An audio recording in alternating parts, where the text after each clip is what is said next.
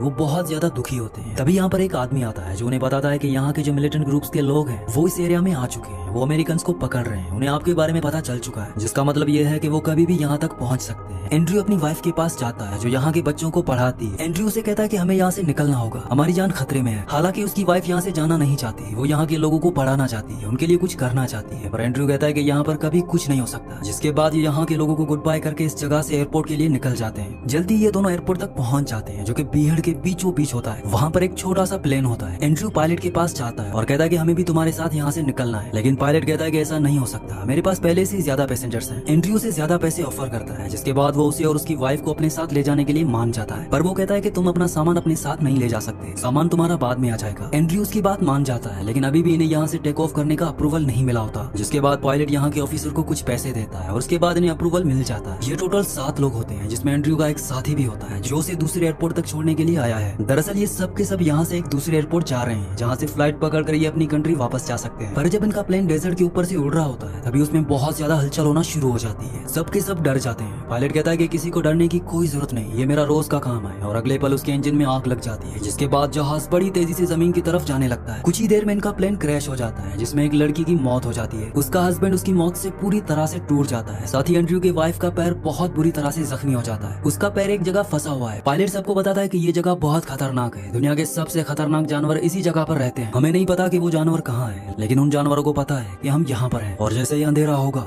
वो हमारे ऊपर हमला कर सकते हैं, इसीलिए हमें यहाँ से जल्द निकलना होगा। पास ही में एक गाँव है, अगर हम उस गाँव तक पहुँच जाएं तो हम अपनी जान बचा सकते हैं। लेकिन एंड्रयू यहाँ से नहीं जा सकता क्योंकि उसकी वाइफ का पैर बहुत बुरी तरह से जख्मी है, वो चल नहीं सकती। लेकिन अब इनके जो साथी हैं उन्हें यहाँ से निकलना होगा, क्योंकि जैसे ही रात होगी तो मौसम थोड़ा ठंडा होगा और जानवर शिकार करने के लिए निकलेंगे। सबसे पहले ये उस लेडी की लाश को यहाँ पर दफना देते हैं ताकि जानवर उसे ना खाएं। एंड्रयू अपने साथी से कहता है कि एक बार अगर तुम गाँव तक पहुँच गए तो हमारी मदद जरूर भेजना, हम तुम्हारा इंतजार करेंगे। इसके बाद ये चारों के चारों लोग डिस्कशन करते हैं कि इन्हें किस तरफ जाना चाहिए, और पायलट कहता है कि साउथ ईस्ट नहीं, वो साउथ वेस्ट की तरफ है, और मेरे पास गन है जो अपनी सबको उसके साथ जाना पड़ता है। और अब इस खतरनाक डेजर्ट में ये सब के सब गाँव की तरफ निकल पड़ते हैं, पर कई घंटों तक चलने के बाद भी दूर दूर तक कोई गाँव कहीं नहीं दिखता। ये सब बहुत ज्यादा थक चुके हैं, गर्मी की वजह से बहुत प्यासे भी होते हैं। पायलट के पास थोड़ा सा पानी होता है, ये सब मिलकर उस पानी को पीते हैं। इनके सामने एक चट्टान होती है। पायलट का मानना यह है कि चट्टान की दूसरी तरफ इन्हें गाँव जरूर दिखेगा। ये लोग किसी तरह से चट्टान के ऊपर चढ़ते हैं, लेकिन वहाँ से देखते हैं कि गाँव का कहीं कोई नामो निशान नहीं है। इनके सामने बहुत बड़ा रेगिस्तान होता है, जिस तरफ जाने का मतलब है मौत। अब वो आदमी जिसने कहा था कि साउथ ईस्ट की तरफ जाना चाहिए, वो पायलट से उसकी गन छीन लेता है और कहता है कि मैंने पहले तुम सबको समझाया था